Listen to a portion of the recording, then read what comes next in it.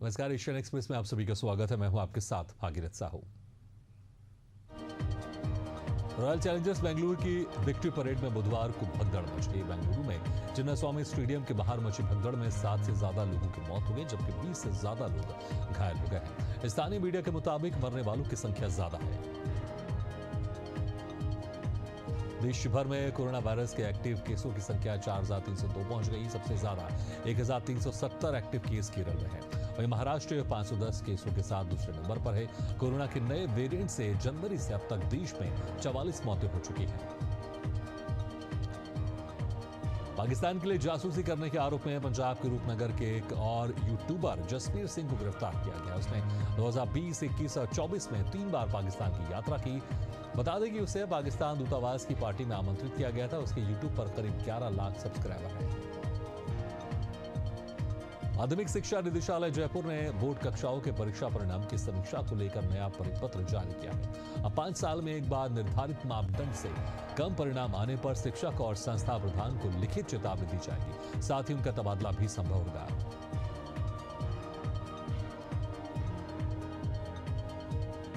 श्रीगंगानगर के बींच बायला में पेयजल संबंधी समस्याओं के चलते ग्रामीणों ने उप तहसील कार्यालय के सामने सांकेतिक धरना प्रदर्शन किया। पेयजल के लिए 24 घंटे बिजली आपूर्ति सहित नई कॉलोनियों में पेयजल आपूर्ति की मांग की। मामले में विभाग ने 17 जून तक का समय मांगा है। डिडवाना जिला मुख्यालय में जिला प्रशासन की ओर से पर्यावरण दिवस के मौके पर रन फॉर एनवायरमेंट का आयोजन किया गया। इसका आयोजन पर्यावरण संरक्षण को लेकर आमजन को जागरूक करने के उद्देश्य से किया गया।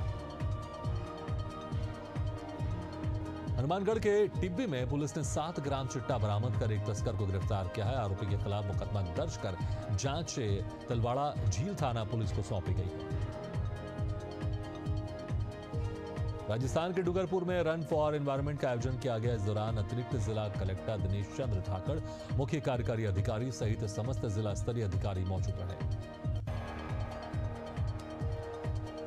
अजमेर के किशनगढ़ में हाल ही में अवैध फर्टिलाइजर फैक्ट्रियों पर की गई छापेमार कार्रवाई को लेकर भाजपा शहर और देहात ने संयुक्त रूप से प्रेस कॉन्फ्रेंस का आयोजन किया और कांग्रेस पर गंभीर आरोप लगाया। कहा कि कांग्रेस इस पूरे मुद्दे से ध्यान भटकाने की कोशिश कर रही है। पंजाब के राज्यपाल गुलाब चंद कटारिया जोधपुर दौरे पर पहुंचे। सर्किट हाउस में मीडिया से बातचीत करते हुए उन्होंने ऑपरेशन सिंदूर को ऐतिहासिक करार दिया और कहा कि ये नामकरण हृदय को छूने वाला है। पल्लू थाना क्षेत्र के राजकीय उच्च प्राथमिक स्कूल गुलाबगढ़ में गर्मियों की छुट्टियों के दौरान अज्ञात चोरों ने कंप्यूटर के 2 LCD, एक प्रिंटर, क्रिकेट किट, वॉलीबॉल समेत कीमती सामान चुरा ले गए, जिसके बाद प्रिंसिपल की रिपोर्ट पर पल्लू थाने में मामला दर्ज किया गया है। नसीराबाद की छावनी परिषद ने 4 नवीन वाहनों को नगर सेवा में विधिवत रवाना किया। इन वाहनों में 2 कचरा संग्रहण वाहन, एक ट्रैक्टर और एक निरीक्षण संबंधी कार्यों के लिए सहायक वाहन शामिल है। श्रीगंगानगर में नकली खाद बीज की बिक्री करने वालों के खिलाफ लगातार छापेमारी की जा रही है। कृषि विभाग के अधिकारियों के साथ मिलकर श्रीगंगानगर में 2 गोदामों पर दबिश दी, जहां पर भारी अनियमितताएं मिली हैं। पश्चिमी विक्षोभ के असर से राजस्थान में लगातार दूसरे दिन बारिश का दौर जारी है। जयपुर, सीकर, सवाई माधोपुर और टोंक सहित कई जिलों में रुक रुक कर बारिश हो रही है। मौसम विभाग ने बारिश, आंधी और आकाशीय बिजली का ऑरेंज अलर्ट जारी किया है। डिडवाना के दौलतपुरा की तरफ जाने वाले मेगा हाईवे पर एक ट्रक में बैटरी फटने से आग लग गई। स्थानीय लोगों ने तुरंत दमकल विभाग को सूचना दी और आग को बुझाया गया। बांसवाड़ा गढ़ी थाना क्षेत्र में एक होटल में कार्यरत नेपाली युवक पर चाकू से हमला करने के मामले में पुलिस ने कार्रवाई करते हुए 24 घंटे के भीतर 3 आरोपियों को गिरफ्तार कर लिया। मृतक का आरोपियों से किसी बात को लेकर विवाद हो गया था। डिडवाना शहर के फवारा सर्किल के पास में स्थित सालासर बस स्टैंड पर बस में तार उलझने की वजह से एक विद्युत पोल अचानक गिर गया। गनीमत रही कि कोई बड़ी जनहानि नहीं हुई। मुख्यमंत्री नीतीश कुमार बुधवार को बाढ़ पहुंचे, जहां उन्होंने लोगों को करोड़ों रुपए की सौगात दी और कई योजनाओं का उद्घाटन किया। भागलपुर के साहिबगंज में जल विभाग की लापरवाही से हजारों लोग परेशान हैं। कारण है कि वाटर वर्क्स के कर्मचारियों को कई महीनों से वेतन नहीं मिला। इस मामले को लेकर जब भागलपुर के मेयर से बात की गई तो उन्होंने साफ तौर पर कहा कि इसकी जानकारी अभी तक हम लोगों को नहीं है। मुजफ्फरपुर में नाबालिग दलित लड़की के साथ हुई बर्बरता ने बिहार की कानून व्यवस्था और सरकार की संवेदनशीलता पर गंभीर सवाल खड़े कर दिए हैं। बिहार पुलिस ने आरोपियों को पकड़ने के लिए 15 दिनों का समय मांगा है। बिहार की राजधानी पटना में कोरोना संक्रमितों की तादाद में इजाफा हुआ है। इसको देखते हुए भागलपुर के मायागंज अस्पताल में मॉक ड्रिल की गई। इसमें डॉक्टर्स की 10 सदस्यीय टीमों ने हिस्सा लिया। मोकामा प्रखंड के दरियापुर गांव में चोरी की नियत से घर में घुसे एक युवक की पीट कर हत्या कर दी गई। इस घटना के बाद गांव में दो पक्षों के बीच तनाव उत्पन्न हो गया। सूचना पर पुलिस ने शव को कब्जे में लेकर जांच शुरू कर दी है। बेगूसराय के भगवानपुर गांव में करंट लगने से युवक अमन की मौत के बाद बुधवार सुबह आक्रोशित ग्रामीणों ने सड़क जाम कर बिजली विभाग के खिलाफ जोरदार प्रदर्शन किया। बिजली विभाग ने जल्द मरम्मत और सहायता का आश्वासन दिया। बिहार के मुंगेर जिले के नक्सल प्रभावित भीम बांध जंगल में सुरक्षा बलों ने एक बड़ा हादसा टाल दिया। नक्सलियों ने पुलिस और सुरक्षा बलों को निशाना बनाने के इरादे से आईईडी बम लगाया था, जिसे सर्च ऑपरेशन के दौरान बम को बरामद किया गया। प्रवर्तन निदेशालय की टीम मनी लॉन्ड्रिंग मामले की जांच के लिए बेगूसराय के मंसूरचक थाना क्षेत्र स्थित समसा गांव में पहुंची। यहां ईडी की टीम ने पंकज ठाकुर के बेटे अविनाश ठाकुर और झप्पू साहा के बेटे रजनीश कुमार राजा के घर पर दबिश दी। टीम की जांच में कई बड़े खुलासे की संभावना है। बेगूसराय जिले के वीरपुर प्रखंड अंतर्गत खरमौली गांव के अभिषेक कुमार ने जेईई एडवांस परीक्षा में शानदार सफलता हासिल कर जिले का नाम रोशन किया, जिसके बाद गांव वालों ने मिठाई बांटकर उसे बधाई दी। बिहार के औरंगाबाद में नक्सलियों के खिलाफ चलाई जा रही सर्च अभियान में पुलिस और कोबरा बटालियन की संयुक्त टीम ने कार्रवाई करते हुए 3 आईडी बम बरामद किए और तीनों आईडी बम को नष्ट भी कर दिया। बिहार के भागलपुर रंगरा थाना क्षेत्र में 4 दिन से लापता 19 साल की छात्रा का शव शत विकसित हालत में खेत से बरामद किया गया। फिलहाल पुलिस पूरे मामले की जांच में जुट गई है। उत्तर प्रदेश के फर्रुखाबाद में सिखलाई इन्फेंट्री बटालियन के 660 अग्निवीरों को देश की सुरक्षा के लिए सीमाओं पर तैनात किया गया था। वहीं राजपूत रेजिमेंट के ब्रिगेडियर मनीष जैन ने गार्ड ऑफ ऑनर लिया और सैनिकों को संबोधित करते हुए देश के प्रति उनके कर्तव्यों को याद दिलाया। प्रतापगढ़ के लीलापुर थाना क्षेत्र के रघुआपुर में पुलिस और बदमाशों के बीच मुठभेड़ हुई है। मुठभेड़ में अब्दुल रब नामक बदमाश के पैर में गोली लगी। गिरफ्तार बदमाशों के पास से अवैध तमंचा और बाइक बरामद की गई है। अम्बेडकर नगर जिले में ईद उल अजहा त्योहार को लेकर जिलाधिकारी कार्यालय स्थित सभागार में पीस कमेटी की बैठक हुई। इस दौरान शांतिपूर्ण तरीके से त्योहार मनाने की अपील की गई। उत्तर प्रदेश के एटा से बिजली विभाग की बड़ी लापरवाही सामने आई है। यहां 11,000 वोल्ट की लाइन पर काम करते समय एक लाइनमैन को करंट लग गया, जिससे वो गंभीर रूप से घायल हो गया। उत्तर प्रदेश के एटा में बीते 25 मई को ब्राह्मण समाज ने शोभा यात्रा का आयोजन किया, जिसमें एक जेब कतरे को रंगे हाथों पकड़ा और उससे 8,500 रुपए बरामद किए गए, लेकिन उसका एक साथी 11,500 रुपए लेकर भागने में कामयाब हो गया। फिलहाल मामले की जांच जारी है। नेशनल हाईवे 34 पर हमीरपुर के मौदा क्षेत्र में गुप्ता पेट्रोल पंप के सामने एक ट्रक में अचानक आग लग गई। सूचना पर मौदा कोतवाली पुलिस और फायर ब्रिगेड मौके पर पहुंचे और मशक्कत के बाद आग पर काबू पाया गया। उत्तर प्रदेश के जनपद फतेहपुर में अपर जिला जज कोर्ट नंबर 2 की न्यायाधीश ने नाबालिग की हत्या के मामले की अंतिम सुनवाई करते हुए दोषी जीजा को आजीवन कारावास की सजा सुनाई। उत्तर प्रदेश के शाहजहांपुर में पुलिस ने ऑपरेशन लंगड़ा के तहत 2 गौ तस्करों को गिरफ्तार करने में सफलता हासिल की। घेराबंदी के दौरान आरोपियों ने पुलिस पर फायरिंग कर दी, जिसके बाद पुलिस की जवाबी फायरिंग में दोनों बदमाशों के पैर में गोली लग गई, जिन्हें इलाज के लिए अस्पताल में भर्ती कराया गया है। हरदोई में पुलिस और भैंस चोरी करने वाले बदमाशों के बीच मुठभेड़ हो गई। इस मुठभेड़ के दौरान अवैध हथियारों से लैस बदमाशों ने पुलिस टीम पर हमला बोल दिया, जिसमें एक जवान घायल हो गया, जिसे इलाज के लिए अस्पताल में भर्ती कराया गया है। झारखंड के रांची में आदिवासी संगठनों के तत्वावधान में झारखंड बंद का आह्वान किया गया, जिसका असर राजधानी रांची के साथ ही ग्रामीण इलाकों में भी देखने को मिल रहा है।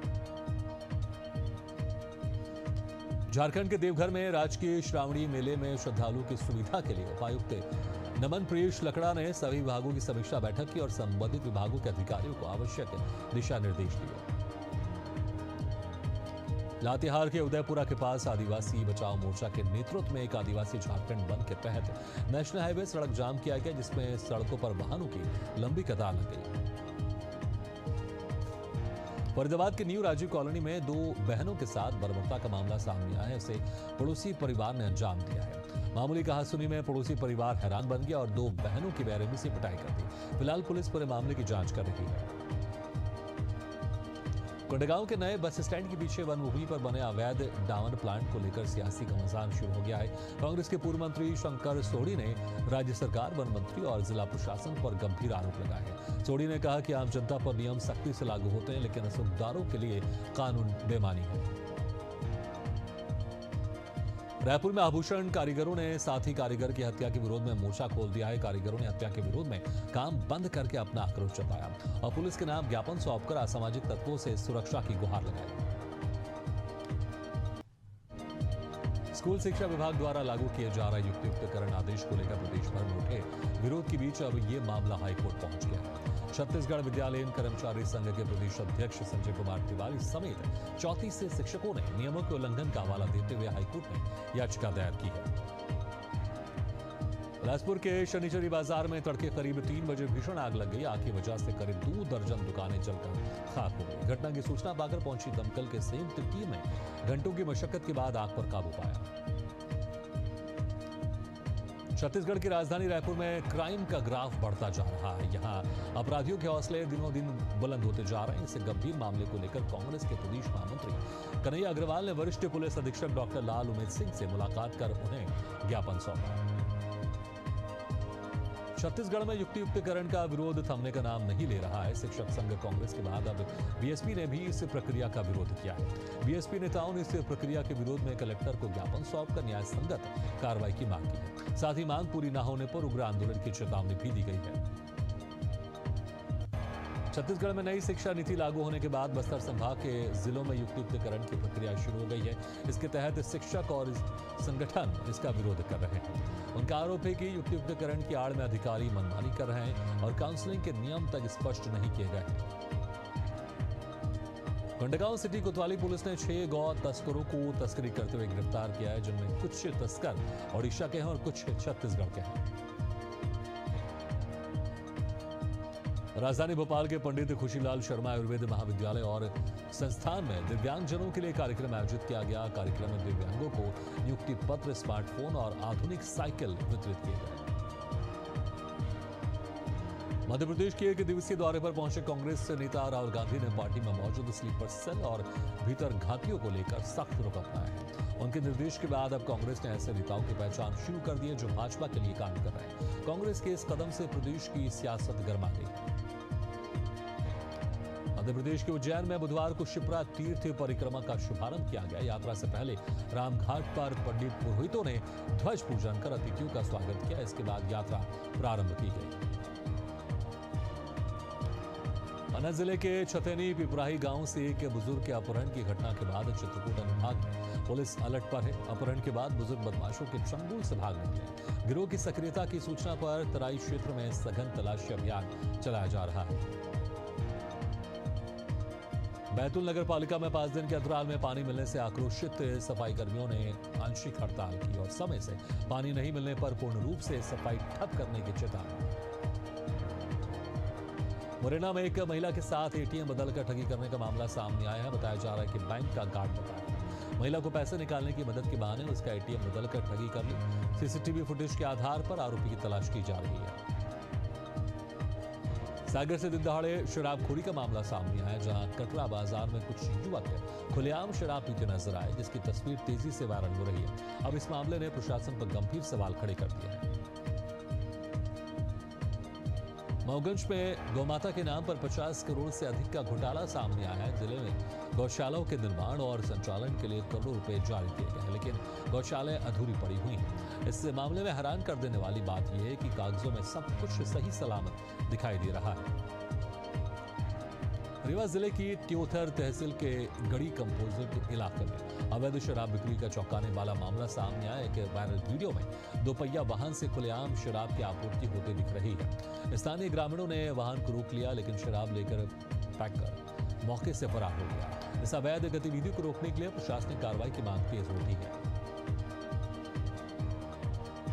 एमपी के रीवा में नाबालिग से दुष्कर्म का मामला सामने आया। सोशल मीडिया पर दोस्ती के बाद युवक ने नाबालिग को मिलने के लिए होटल बुलाया और फिर उसके साथ रेप किया, जिसकी शिकायत पीड़िता ने थाने में दर्ज कराई। मध्य प्रदेश सरकार की जनहितकारी राहगीर योजना का देवदास में जोर शोर से प्रचार प्रसार किया जा रहा है। योजना के तहत सड़क दुर्घटना में घायल व्यक्ति की मदद करने वालों को 25,000 और प्रशंसा पत्र देकर सम्मानित किया जाएगा। रीवा के बिछिया थाना इलाके में एक युवती शराब दुकान के बाहर नशे में तांडव करती नजर आई। युवती का ड्रामा देखकर आसपास भीड़ इकट्ठा हो गई। सूचना मिलने पर पुलिस मौके पर पहुंची और युवती को घर पहुंचाया। पिछले कुछ दिनों से मध्य प्रदेश में मौसम ने करवट ली है। मौसम वैज्ञानिक के मुताबिक वेस्टर्न डिस्टर्बेंस के असर से कुछ जिलों में बारिश की संभावना बनी हुई है।